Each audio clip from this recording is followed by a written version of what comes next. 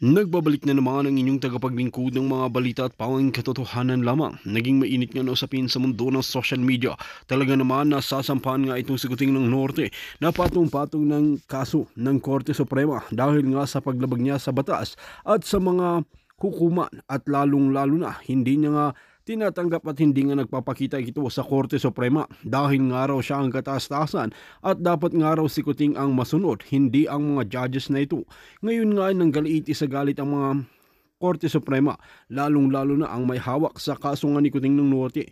Ngayon nga ay talagang ang Korte Suprema na mismo ang nagsampa ng kaso laban kay Kuting ng Norte. Ayon nga sa mga mabubuting mga judges na hindi kami tatanggap ng suhol, lalong-lalo na kung manggagaling kay Kuting ng Norte at hindi namin hahayaan na maghahari-harian ito sa bansa ng Pilipinas at pababayaan na lamang ang taong bayan. Ngayon nga ay makakamtan na ni Kuting ng Norte ang pagdurusa dahil idadamay nga lahat ng mga kaso na sinampas sa kanya. Ngayon nga ay magkakaalaman na kung sino nga ba talaga ang tunay na naglilingkod sa bansang Pilipinas, kung sino nga ba talaga ang tunay na may malasakit sa bansa natin. Ngayon nga ay mapapatunayan natin kung sino nga ba talaga ang nagsasabi ng katotohanan. Well mga kaibigan, para nga sa karagdagang impormasyon, panoorin nga natin ang buong video. At kung bago ka lamang sa aking channel, huwag kalimutan i-click ang subscribe button at notification bell para lagi kang updated sa ating mga bagong video. At para sa sulit viewers natin dyan, maraming salamat sa walang sawang pagsuporta. Binababoy, ginagago na ang Pilipino. People power na, sabi ni Jenny Wilkes. Mga kababayan, talagang ito, kung hindi kayo kikilos, kung hindi kikilos ang ating mga militar, ang mga pulis na mag-speak up, then talagang pamumunuan kayo ng mga bangag. Tandaan ninyo, yung kapapasok lang. Itong impeachment kay Sara, sinabi ko na to sa inyo. Dahil nga may nakarinig mismo na katabi ni Bangag at ni Lisa Tanas, ni Tambaluslos, nung ito'y pinag-usapan nila. Nagsinungaling ba ang ating puting ahas dito? Hindi. Kaya po galit na galit sila sa akin. Kaya nga nagpadala sila ng assassin sa akin dito para gurgurin ako noon pa last year. Kaya nga sinubukan nila akong kausapin. Ulitin ko, December pa lang ng 2022 ay iniimbita na ako para mag-reconcile kay Lisa Tanas at sorpresahin ko raw siya sa Malacanang. Hindi po ako pumayag dahil alam ko trap lang yun. Baka pagdating ko sa Malacanang ay itulak ako ni Lisa Tanas at sabihin ako ay nagpatiwakal. Hindi ako tanga. Kaya sumunod, may mga ayan, si Attorney Glenn Chong makapagsabi niyan. Isa din siya sa sinabihan na baka pwede ko akong kausapin nung kumausap sa kanya from Malacanang na bayaran ako para sa kapalit ng katahimikan, ng pananahimik ng bunganga ko. Pero pinili kong magsalita dito dahil higit sa lahat, mas importante sa akin na malaman niyo ang katotohanan kesa sa perang ibabayad sa akin galing din sa nakaw sa bayan. Mas masarap mamatay nang hindi ka nagnanakaw sa kaban ng bayan. Mas masarap na pumikit ang mga mata na hanggang sa huling patak ng dugo mo, nilabanan mo ang mga bangag. At yan ang gagawin ng mamamayang Pilipino na nakakarinig ngayon sa aking bunganga. At yan din ang gagawin ninyo. Dahil sobra na ang ginagawang pang-aabuso sa kapangyarihan ng mga bangag na ito. Hindi ba pang-aabuso sa kaban ng bayan ang ginawa ni Lisa Tanas na mag-file ng cases dito sa Amerika at pinondohan ang mga dugyot? Ang mga dugyot na yung isang designer ay yun, na-dismiss na nga. At mismo itong designer na ito ay ipinagyabang sa kanyang mga amiga. Tumawag pa, hello, kakasuhan ko si Maharlika kasi inutusan ako ni Lam. Siya daw bahala sa abogado ko sa Pilipinas at abogado ko sa Amerika. True enough. Ang dating nang lilimahid, walang pera, nang i-scam, How come na maka-afford ng abogado sa Pilipinas at Amerika? Ito ang ginagawa nila para patahimikin ako. The same thing with Mel Robles and Saldico na kinasuhan ako gamit ang pera ng bayan, taxpayers' money ang ginagastos nila sa mga kasong ito. Saan kukuha yan? Unang-una, pasweldo sila ng bayan. So definitely, pera ng bayan yan. Saan ka makakakita? Balikan ko lang si Robles. Na nung 2018 ba? Nung namatay ang kanyang kapatid. Kasi yan ang defense niya eh. Hindi daw siya mahirap or something. Kung mayaman ka, bakit nangihingi ka ng abuloy? Nung namatay ang iyong kapatid, gamit si Taning Pinoy. Naalala niyo yun? Sino ang nagbigay doon? Nakakulimbat ang si Taning ng 10,000 US dollars nang hingi ng abuloy sa kanyang mga viewers. Paano naging mayaman ang pamilya ni Robles kung mismo ang abuloy ay hiningi sa mga viewers? Ibig sabihin, contradictory ang kanilang press release na noon pa lang, o kung ano man ang press release na dyan, na may pera sila, pero what? Nanginang abuloy. Nabasa ko, sabi ni Carl Bass, si Kumar. Ayan, si Kumar. Ano ba sabi ni Palangga? Nasaan na si Kumar? Ginagamit ang lahat pag walang okay, sabi ni Kerry Bass. Yan. Sino dito ang mayroon dapat i-impeach? Nung pinarinig sa inyo ni Agent Morales sa Senado, sa PIDEA Leaks, na si Kumar at si Liza Tanas ay inutusan si Picoy na kausapin, si alias Picoy, okay? Nakausapin si Agent Morales, agent ng bayan, na wag nang pumunta sa PIDEA Leaks hearing at wag niya nang sabihin na si Marcos Jr. ay addictus benedictus, mag-name your price na lang siya. Dahil kung hindi, pwede siyang ipagurgur or pwede siyang atakihin kunwari sa puso or sa gasaan. Remember that? Yun dapat, kung matino ang mga nasa Congress, yun dapat ay inimbestigahan at sa Senate, yun dapat ay piniga. Ang Senate hearing na yun, pinapunta si Kumar para magpaliwanag. Nagpanggap si Kumar na may sakit-sakit pero nasa hotel during that time. At kaibigan ni Marcos Jr. at ni Liza Tanas at ng iba pang mga kongresista at senador, si Kumar humarap sa Zoom pero si Maharlika hindi pinayagan, inimbitahan din ako sa PIDEA Leaks, hindi pinayagan na magkaroon ng Zoom appearance. Pero si Kumar pinayagan. Nasaan ang fairness? Kaya everyday ako nagsasalita dito since 2022, ilang araw, ilang buwan pa lang yata, hindi pa nakaupo si Bangag, ay tinutuligsa ko na si Robles diyan sa questionableng pag-appoint sa kanya dahil siya ay nasangkot sa mga graft and corruption in the past. Ano nangyari? 433 winners, kayong mga Pilipino, tinanggap nyo lang na may pinanalo sila ng 433 winners. Kayong mga Pilipino, ayaw nyo magsalita eh. Gusto nyo talaga lumubog kayo ng mahigit pa sa ba? Naalala nyo ba ang issue? Na mayroong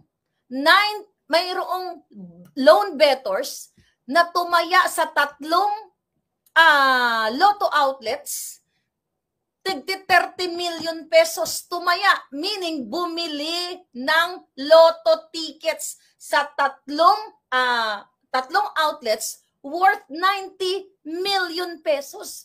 Butang ina. Saan ka nakakakita na may 90 million ang isang tao itaya mo sa outlet 1, outlet 2, outlet 3? Kung hindi ka inassure na ikaw ay mananalo ng 600 million pa, kung tama ang naalala nyo ba yon? Yaan ay impeachable yan. Bakit? Dahil ang PCSO is under Bangag's department.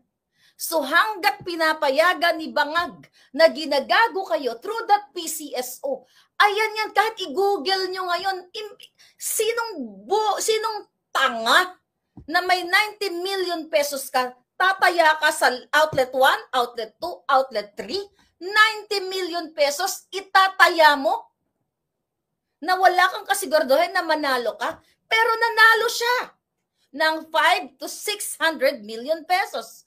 Yan ay impeachable din. You fucking talk about 125 million na confidential funding ng Sara na hindi nyo pa napatunayan at hindi totoong ninakaw niya. Tangina. Kailan kayo kikilos, mga brusko? Bobo ba kayo? Nag-aral pa kayo sa PMA o kung saan mang mga eskwelahan man, tanyag, whatsoever. Si Bangag ang napakaraming mayroong impeachable grounds. Dahil ipinagkakanulo niya kayo sa mga banyaga, dinadamage siya ang bayan natin, katulad na lamang ng 300 or more than that Afghans na idinala dyan sa Pilipinas dahil sa pakiusap ng dating ngagva din na presidente dito sa Amerika. Habang kayo ay hirap na hirap, nagkuha pa ng ampon na hindi nga masolusyonan ang problema ng kahirapan. And now, I believe may mga nakatingga pa dyan. Sabi ni Angela Gomez, lubog na ang Pilipinas. Matinding malupit na katiwalian. Okay? At ano pang mga bibigat na krimen? Ito mabigat na krimen para ma-impeach si Bangag. Nung pinakidnap ni Bangag, ni Lisa Tanas, ni Teddy Boy Locsin Jr., mga tiwali sa DFA, sa DOJ, sa consular office in Turkey. At ang ISAF, okay, nung sila ay nakipagsabuatan sa utos ni Lisa na mag-fabricate ng crime laban kay distressed mother, dahil si distressed mother ay partner ng ka-business partner ni Lisa Tanas. So ang ka-business partner ni Lisa Tanas ay pinakiusapan si Lisa Tanas na mag-fabricate ng crime laban dito sa kanyang former partner na may anak silang tatlo. You know? Anong ginawa doon? Yun ay ginamit ni Bangag Jr. ang kapangyarihan ng presidente, inutusan si Teddy Boy Locsin, na ambassador ng UK ba siya? Okay? Inutusan itong mga tiwali sa ISAP, isa yan sa mga expose, kaya gusto nila akong pagurgur.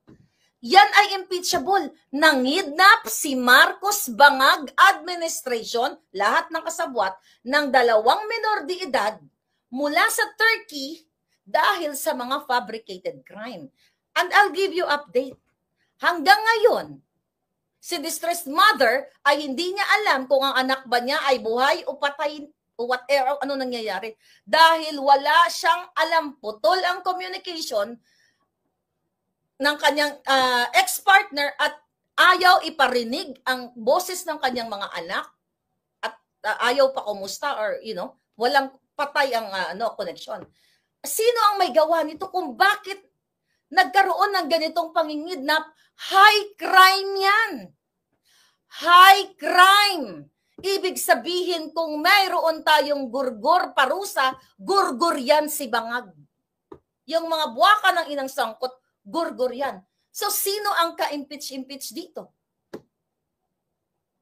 Nakalimutan nyo? O gusto nyo, you know, yung PhilHealth, unconstitutional. Zero budget, ang 90 billion in the past year, di ba? Yung unprogrammed funds, ang dami. Now, yung gusto nilang pagtakpan na by scam, na nag-filled in the blank sila doon sa bicameral committee report. At recently, nag-issue na nga ng desisyon ang Korte Suprema kahapon, kasabay doon sa pag-aklas ng mga vloggers. Let's talk about that. Ano ang nangyari doon? Ang sabi ng Korte Suprema, binibigyan sila ng 10 araw para magpaliwanag sa queries nila Congressman not queries sa expose ni Congressman Ungab, ni PRRD, ni Attorney Vic Rodriguez at iba pang mga petitioners doon. Pinagpapaliwanag silang 10. Ito yung mga mahalagang issue na gusto nila i-divert. Yan ay impeachable yan. Dapat lahat ng mga kasabwat dyan ay gurgur.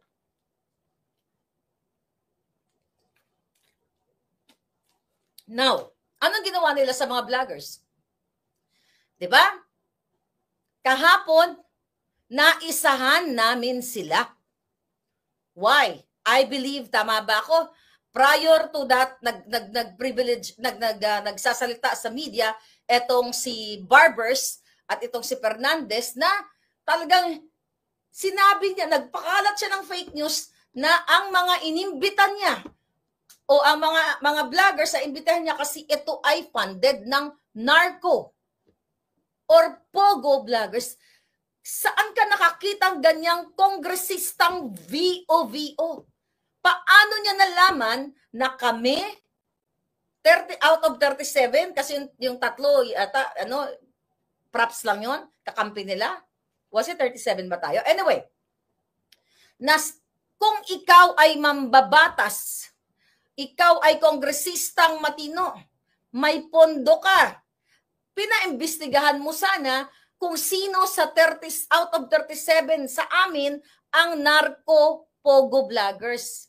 Para sana hindi na dumating doon sa inyong kadyotahang hearing at sana kinasuhan nyo na o pinadampot nyo na o kung anumang immediate legal solution para masabi na itong vlogger na ito, let's say si Maharlika, ito ay pogo, narco vlogger. Pinakita, hinampas nyo sana sa media sa taong bayan na si Maharlika, ito ang mga ebidensya, may video, may text, may bank na binigyan siya. O kung walang bank, may ganito, may ganyan. Wala. Yun ay panira sa amin. Why? Kasi kami ay mga kritiko ni Bangag. Halos lahat kami doon ay kritiko ni Bangag Jr. So ang kanila talagang ginawa ay planado. Friday, nag-release ata, kung di ko nagkakamali, nagburag-burag sila, nagdakdak sila na ipapatawag nila yung mga vloggers. Saturday, Sunday, syempre hindi makakagalaw, di ba?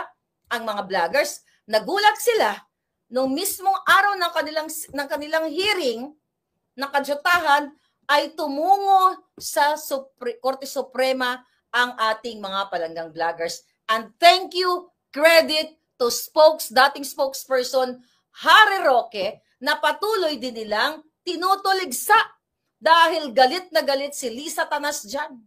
At kinokonek nila si Attorney Harry dyan sa pogo na yan. Where in fact, alam na alam ni Harry at ng iba pa na si Lisa Tanas, si Marcos Jr.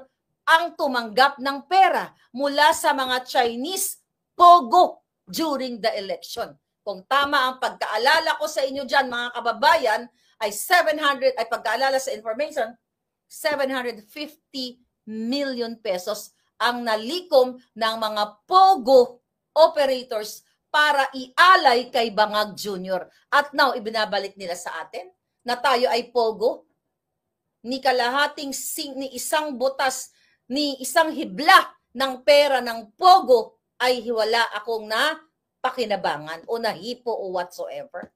Kaya kung sino man ang dapat i-impeach dito ay si Marcos Jr. sa pagkadami-dami nilang paglalapastangan sa batas. At tama yung mga ginawa ng ating mga kapwa-vloggers, si Crisette, si Joey, si Cathy, si Agent Morales na talagang grabe ang power kahapon. Talagang gigil na gigil, manang-mana sa akin. And, sinupla sila. Kasi yung kanilang hearing na, yung kanilang pagpapatawag yan, in preparation dito sa impeachment ni Inday Sara. Imagine mo kung pinakulong nila lahat yung mga palangga natin, ay mapapagod ako, baka hindi na ako matulog, ako na lang magdadakdak-dak.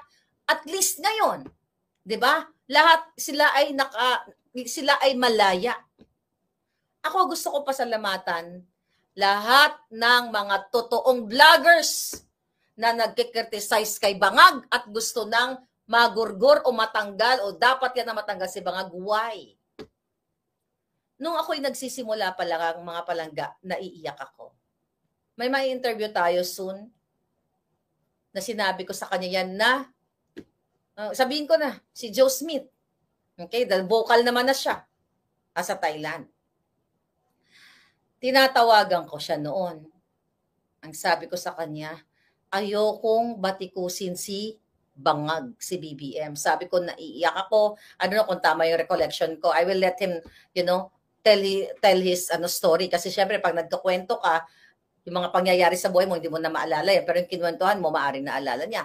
So, may pakrayola-krayola pa ako na ayokong batikusin si Bangag kasi imagine sinuportahan ko to. Pero pinili ko po dahil hindi ko kaya ang ginagawa ni Bangag at ni Lisa Tanas. Dahil nung umuwi ako ng Pilipinas, halos lahat ng mga amiga nila, mapapolitika, mapa-showbiz, sinasabi sa akin, kahit si Bacudyo, sinabi sa akin na adik si Marcos Jr. Adik, ayoko pa ngang maniwala. Dahil sarado utak ko, budol na budol ako, kaya sabi ko noon, na mayroon akong pagdududa na maaring hindi totoo, pero totoo pala. Dahil kitang-kita mo ngayon na lalong lumalala ang manifestation sa bunganga ni Bangag at sa kanyang pananalita. Kapag walang script si Bangag, nagrarambulan ang kanyang mga statement. Recently, tinanong siya ng GMA7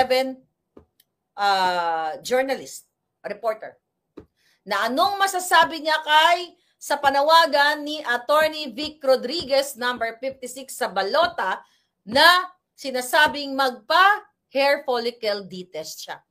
Ano ang sabi ni Bangag? Ang pagtitest daw o ang pulboronic ay walang kinalaman sa public office and public trust pa. Okay? Paano mo pagtitiwalaan ang buwaka ng inginang Adictus Benedictus na sumisemplang na ang bayan ninyo? Ang krimen, ang presyo ng bilihin, dahil hindi na kayang patakbuhin ang Pilipinas dahil in the first place, day one, si Vic Rodriguez ang mismong inilabas niya sa kanyang libro na hindi si Marcos Jr. ang nagdidesisyon sa mga appointments, kundi si Tambaloslos at si Lisa Tanas. Diyan pa lang dapat na-impeach na si Bangag dahil siya ang presidente. Bakit ang nagdidikta o nagsasabi kung sinong i-appoint ay si Lisa Tanas? Hindi niya pala kayang mamuno dahil madalas ay sumisingot siya sa pagiging addictus niya. Yan ay impeachable. Hindi si Sara Duterte. At huwag ninyong hayaan na manalo ang mga hinayupak na ito. Dahil ito ay sa buwatan nila. Sa buwatan nila ito, sila dapat ang malugmok. At alam ko, hindi ito magwawagi. I think magsasara na ang sesyon at gusto nila, may mga reports na aantayin nilang matapos ang election para magkaroon sila ng what you call it, majority numbers sa Senate. We'll see. Baka hindi na sila abutin. Sabi ko nga, baka sa pizza 5, magorgor na yung mga hinayupak. Diba? Hindi natin alam. Pero ano ang gagawin nyo bilang isang Pilipino? Inunahan kasi nila, pinapaliwanag pa sila sa Supreme Court, sabi ni Lee Mix, the 37, sabi ni Gorgor TV. Inaanak nga din ni BBM, nagsabi din na adik nga daw ang ninong niya, sabi ni Adela. Sino yun? Yung sa Duterte Youth ba yun? Alright? Parating na po ang tsunami, so be ready mga Pilipino, sabi ni Cathy Fujihara. Sana sa Malacanang pumunta. Anyway, recently, 4 hours ago, nagpakita ng suporta si Attorney Vic Rodriguez kay Inday Sara. Ang sabi niya, VP Sara's impeachment is a diversion. Sinabi na rin natin yan. I stand in solidarity with Sara Z. Duterte and the 32 million Filipinos who lawfully, democratically, and constitutionally elected her to be our president. Hindi lamang kaban ng ating bansa ang walang pakundangang kinukurakot ng mga tiwaling mambabatas, kung hindi pati ang ating sagradong mandato na buong pusong ibinigay kay Inday Sara ay lantarang ninanakaw ng sa ating mga Pilipino.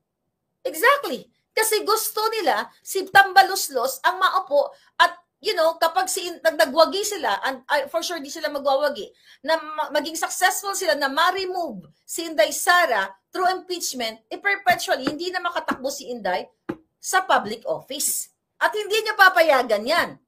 Hindi yan papayagan ng taong bayan. Mag-expect kayo ng mga madagundong na mga pangyayari dahil yan ang nakikita ko sa Barako. Madagundong. Sabi ni Atty. Vic, lumobo na sa 16.05 trilyones ang utang ng bansa. Ang pinangakong murang bigas ay panaginip pa rin. At dahil sa lumalalang problema sa pulburon ay lalong naging mapangahas ang mga kriminal. Subalit bulag at bingi ang mga mambabatas at salip ay inunang habulin si VP Inday na siyang tinatanaw na pag-asa ng bayang naghihirap. Exactly! Sabi na natin yung tungkol sa pulburon. Asa na yung alitagtag? Wala na. Huwag nating hayaan magpatuloy ang gantong uri ng mapanlinlang at baluktot na pamumuno. Huwag natin ipanakaw ang demokrasya at tanggapan ng pangalawang pangulo sa mga elitista at mandarambong na mambabatas. Protektahan ang Pilipino laban sa kurakot at mandarambong na gobyerno. Thank you, Atty. Vic Rodriguez. Exactly. Atty. Glenn Chong, okay, na naka-witness ng pandaraya ni Lisa Tanas at pakikipagsabwatan sa Smartmatic. Sabi ni Atty. Glenn Chong, if Addictus with a domineering and power-hungry wife is able to consolidate political power in his hands, it will be apocalyptic for every Filipino.